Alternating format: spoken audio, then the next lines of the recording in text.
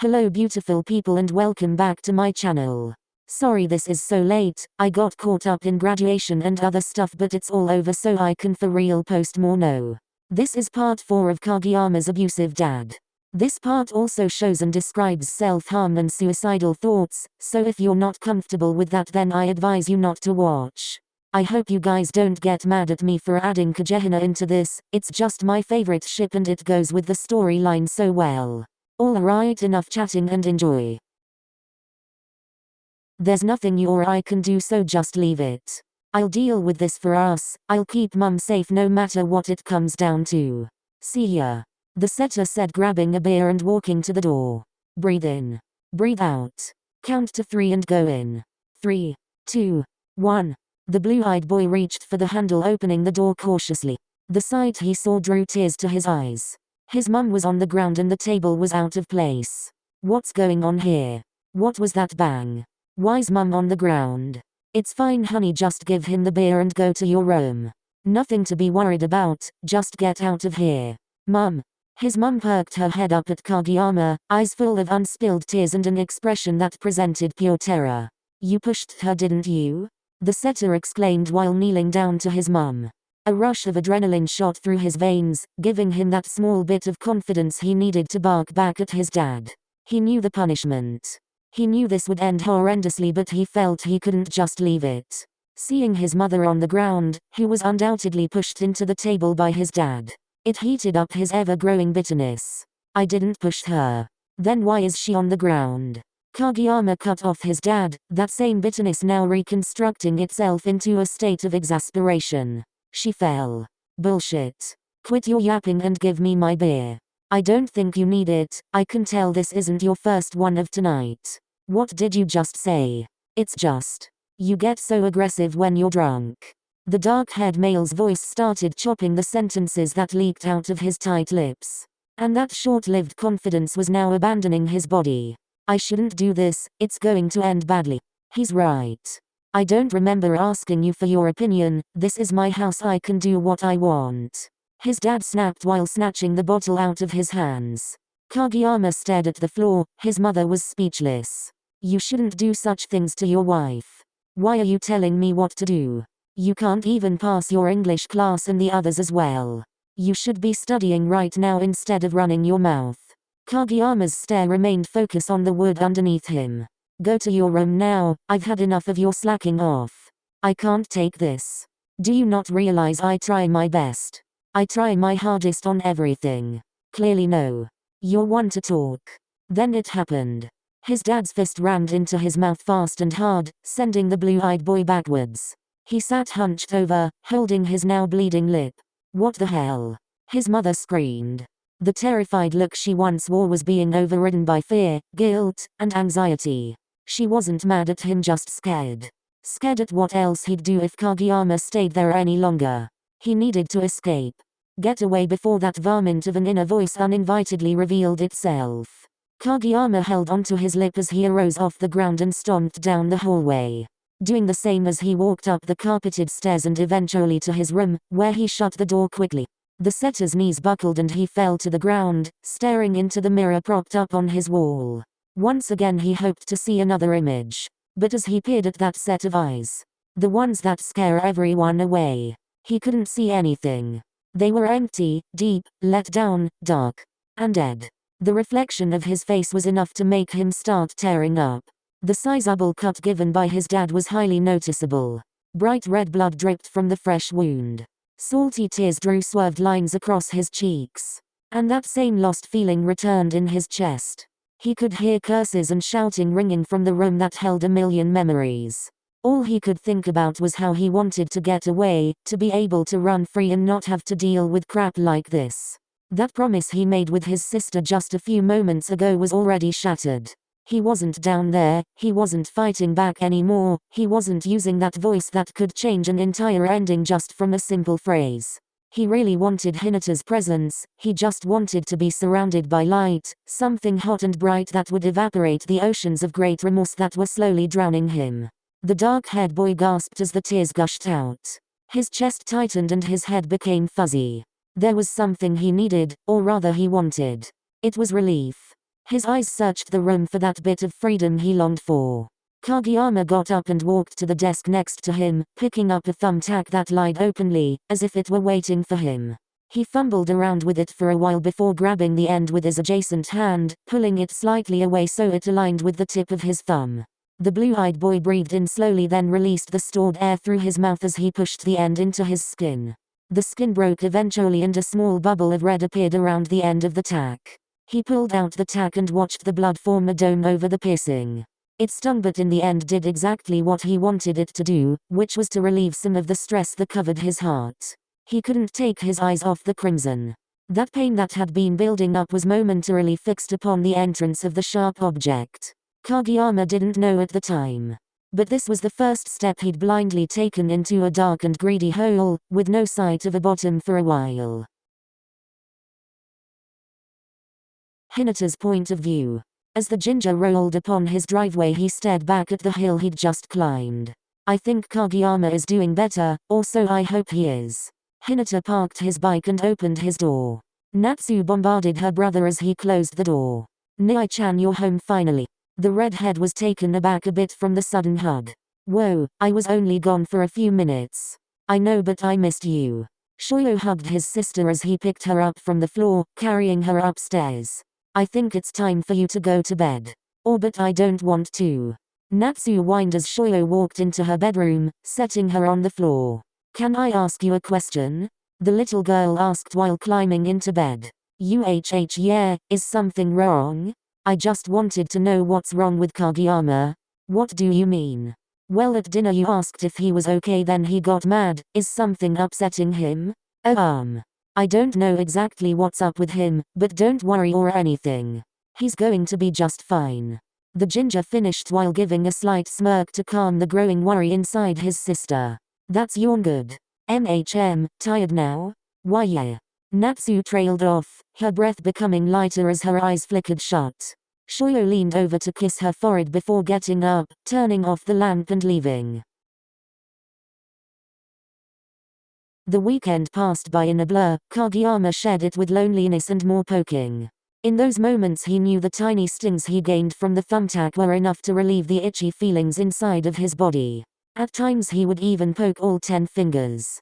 And even though he knew deep down that one of these days he'd have an itch that wouldn't go away no matter how hard he scratched, he still chose to just ignore that fact.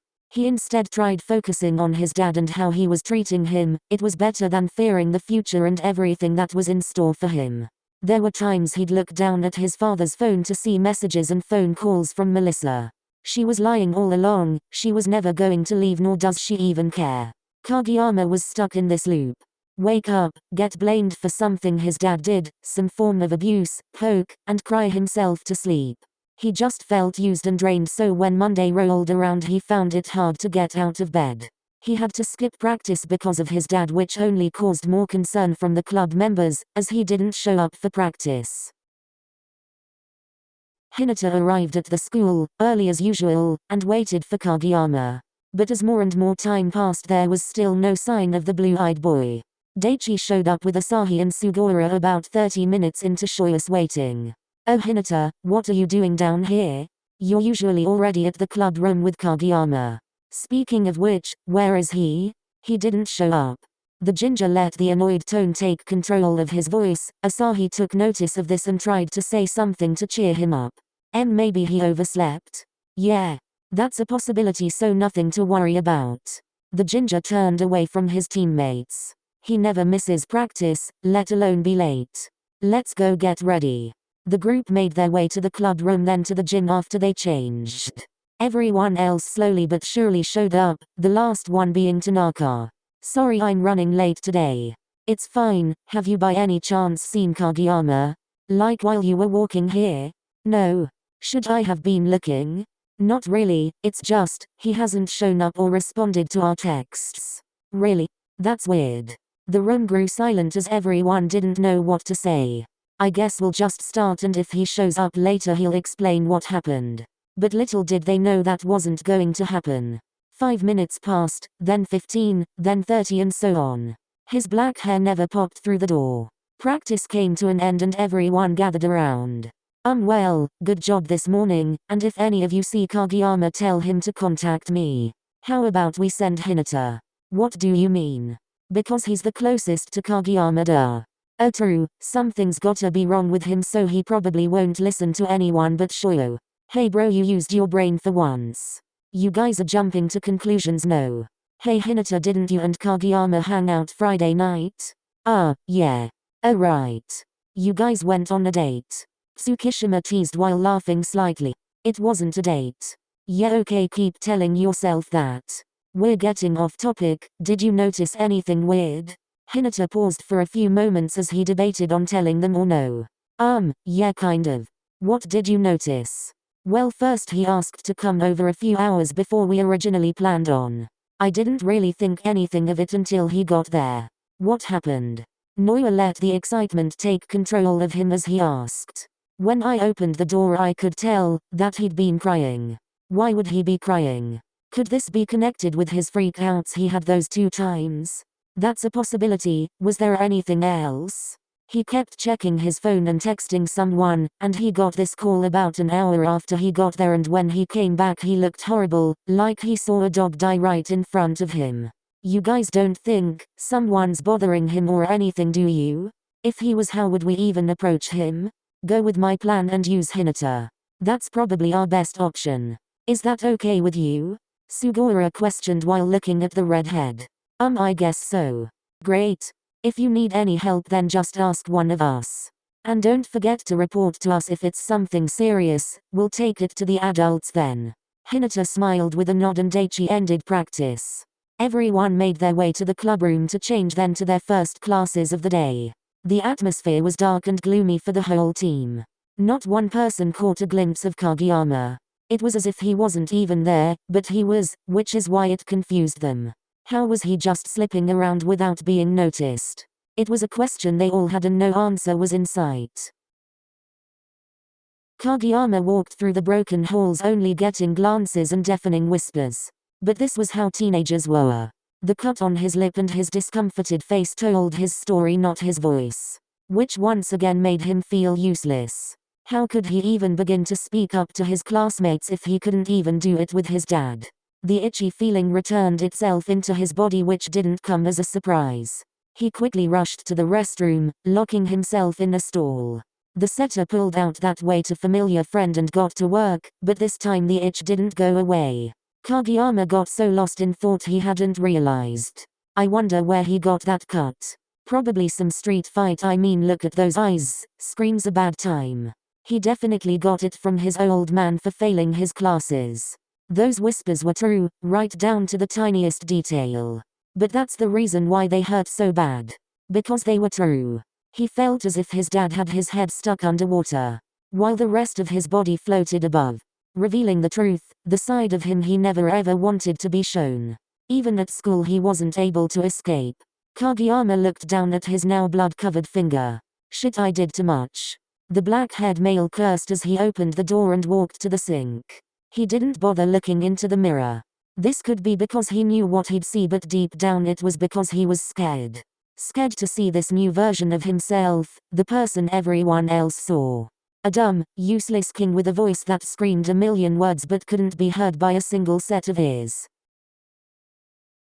His day continued like this. See a teammate? You run, get away so they don't question.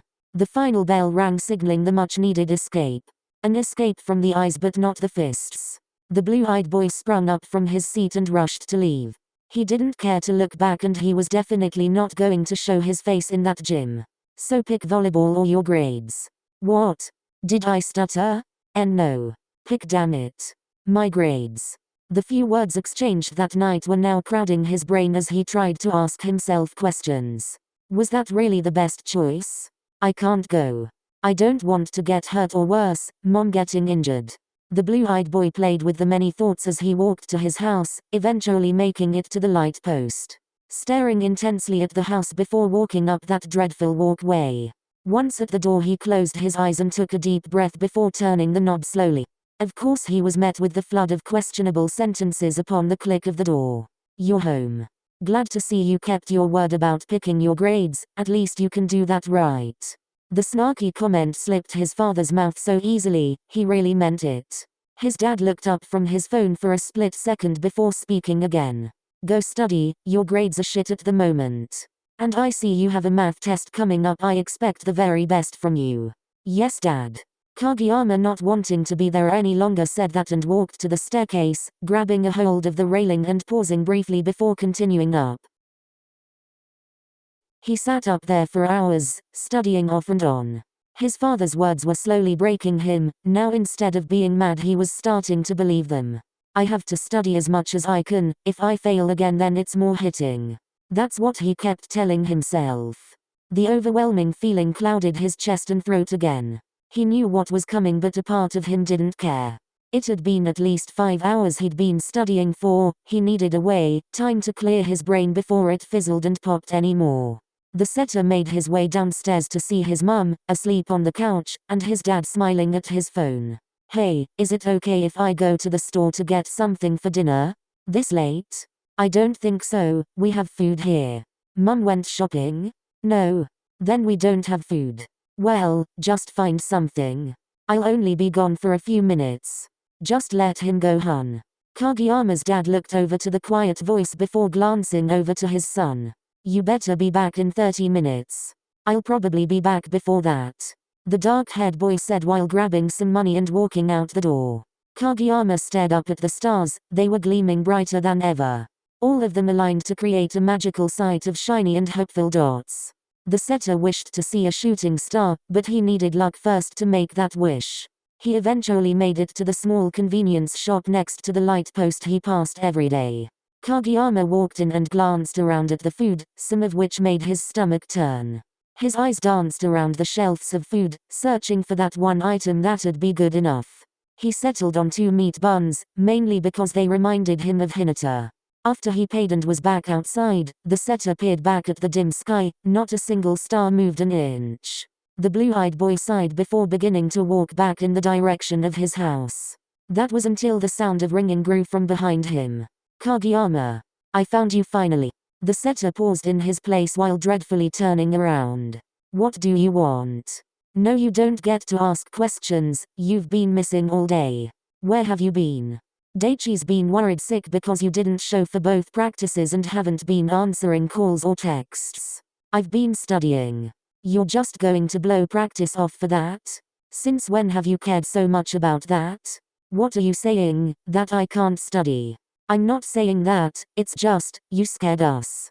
Kageyama's eyes widened at the remark. Scared everyone? Yes, everyone. You never miss practice, and with those 2 times you freaked out, it had us all worried for you. Shit. Shit shit shit. I can't make more people worry for me or they'll catch on. Kageyama? You there? I'm going home. Wait, you can't just leave. No. I want answers. I don't have any. What do you mean? You had a reason to skip today, right? You had a reason to be upset? And you definitely had a reason to show up at my house early Friday after you'd been crying. The setter's face grew wide in shock and the ginger realized what he said. Sorry, I didn't mean to say that. I'm going. Kageyama turned around and began walking again. Kageyama, please wait, I didn't mean anything by that. I just want you to talk to me so I can help. No. The taller male yelled while whipping his body back around. Tears started to gloss over his eyes, covering them completely and threatening to spill at any moment. And still he tried to speak through the cracks. No, I don't think you understand. The ginger just stood in shock. He couldn't move. What do you mean? Kageyama paused, sucking in hard. He hadn't realized he was holding his breath until then. You shouldn't care about me. Why shouldn't I? Because I treat you like shit. Hell, I treat everyone like shit. I don't deserve help from you or anyone. I don't want to be helped. That's something I have to do and it can't be fixed by another person. Kageyama's voice continued to shake with every word he spoke. The words all jumbled together, but at this point he didn't care if it made sense or no.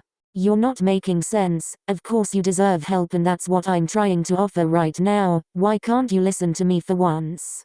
Because I don't want to. I hate myself for failing at everything. I feel so lost when I'm not playing and I just don't know what to do anymore.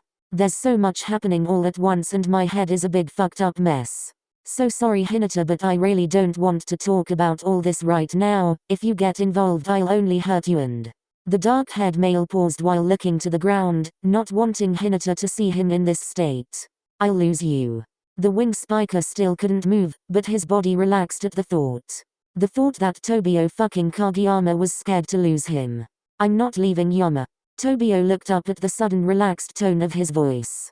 What? His voice still shaky as the words spilled from his frown. I said I'm not leaving, not now, not ever. The redhead answered with a slight smirk of reassurance. But to no avail. The setter had no intentions of Hinata being so okay with this and wanting to get involved in this mess he created. He wanted raw anger, he wanted to argue, he just wanted to fight to prove he was right, to do what he couldn't with his dad. How? The tears now found their way back to his eyes, not yielding and spilling out over his slight pink cheeks. What do you mean? The shorter male was cut off by sudden shouting. How can you accept such a shitty apology without any explanation? You have no idea what's going on and still you just want to jump right in like nothing even happened. It's been so fucking hard and every time I try and deal with it I hurt other people in the process. I just want a voice, I want someone to understand. Tell me I'm wrong. The final 4 words were louder than the rest, sending the ginger slightly backwards. Kageyama fell to the cool concrete, clenching his white shirt, turning his knuckles the same color. Kads? What are you talking about? Kageyama loved the nickname just given to him. It calmed his boiling blood just a little, enough for him to unclench his shirt and let the blood flow back through his fingers. The dark-haired boy's head raced with thoughts. His head not wanting to quiet down as he tried to explain to Hinata. But how could he understand? How could he even begin to feel sorry for him? All the times he took the anger put on by his dad out on Hinata. He just wanted to fight. He wanted to know he was still good enough. But the biggest question was good enough for what? The thoughts were suddenly cut off by a single small hand sliding over his shoulder. He looked up to be met with Shoyo's big bright eyes. They were filled with worry and regret. Shit, I didn't realize until now, I've been putting all this stress onto Hinata. I didn't even ask him if he was okay with this, and that face. I hate seeing him upset, especially since this is my fault. I'm sorry. Why are you saying sorry? The short male said softly as he knelt down the Kageyama's eye level. Because I just yelled at you. It's okay Kageyama, seriously. I'm sorry for pressuring you, I didn't realize it was that big of a problem. Take your time and talk to me when you're ready. Kageyama paused, taking in the cool spring night air. It was thick and coated the inside of his nose and throat. He took another deep breath as he had been shaken up by the crying when he smelled something different. He smelled Hinata's scent. It was warm and inviting. It smelled like strawberries and cinnamon. The scent took over his nose and brain. He wanted more. He wanted Hinata. Hey, Shoyo? Yes? Can I have a hug? Of course. Before the smaller of the two could finish his thought he was being pulled forward by the taller male. Kageyama grabbed onto his waist and pulled him closer, taking in the full scent of his crush. Hinata was crouching down when he was pulled, so he lost his balance at the sudden movement, falling forward into a deeper hug. He moved to sit on his feet just like how Kageyama was. The two players sat in silence, taking in the embrace they were experiencing. The sounds of insects and other wildlife surrounding their ears. The redhead felt a cold sting on his chest when the wind blew around them. He looked down to see the dark-haired male crying, the tears pooling into a single stain on his shirt. Hey, you don't have to cry anymore, I'm here. He spoke softly as he squeezed harder. I'm sorry, I'm so sorry. Kageyama, stop apologizing, I said it's fine. I realize that now, it's just. I've never had someone who wanted to stay with me even after I've shown my true colors. There was a long drawn-out pause. Silence poured around them as the crickets and cicadas quieted down. The only sound being Kageyama's sniffles. It's my dad. What? Hinata pulled away from the hug to look at the setter's face. My dad, he's abusive, and I'm pretty sure he's cheating on my mum. The spiker's jaw dropped slightly as he stared down into the mess of shiny black hair. He's why do you think that? Tobio looked up slightly, still not making eye contact with the other male. Well, he paused briefly before speaking again. It's a lot actually, I don't know where to start. Hey, the ginger said, grabbing the underside of the blue-eyed boy's chin, lifting his head the rest of the way up. Both males were now staring deeply into each other's eyes. Hinata removed his hand, allowing Kageyama to move. He felt guilty for moving his head without asking. He averted his stare as he blurted out, "Sorry. That cut on your lip. My dad did that. Oh my god, I'm so sorry, Kags." The black-haired boy quickly grabbed the ginger's wrist and put his hand back where it was, slightly moving it up to cup around his cheek. Shoyo's gaze shot back down as he felt Kageyama's face fall into his hand.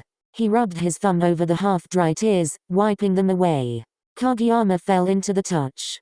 Even though his brain was telling him all these horrific and nasty things, his heart was telling him to stay like this a little longer. Kageyama came to a realization as he was overcome with the happy feelings he got from Hinata's rough thumb rubbing over his cheek. Then his heart decided to speak for him. "Hinata. I love you."